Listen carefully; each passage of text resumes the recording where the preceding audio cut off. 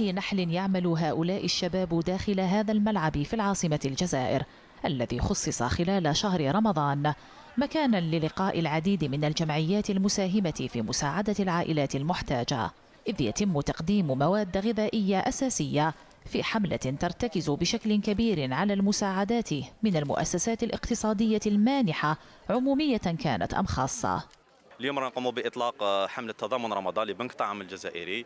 الهدف تاعها هي توزيع طرود غذائية على العائلات المحتاجة، سواء كان هنايا في العاصمة وفي الوسط ولا في ولايات أخرى من الوطن.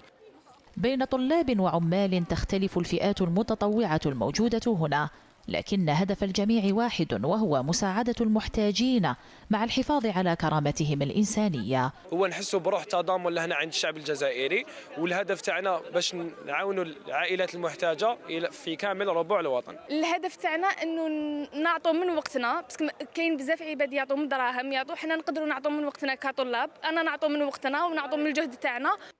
تتشارك الجمعيات النشطة على مستوى العاصمة مع جمعيات محلية في المناطق الداخلية النائية المعزولة لضمان إيصال المساعدات إلى مستحقيها من الفئات المحتاجة كالأرامل ودور الأيتام والمسنين وعائلات ذوي الإعاقة.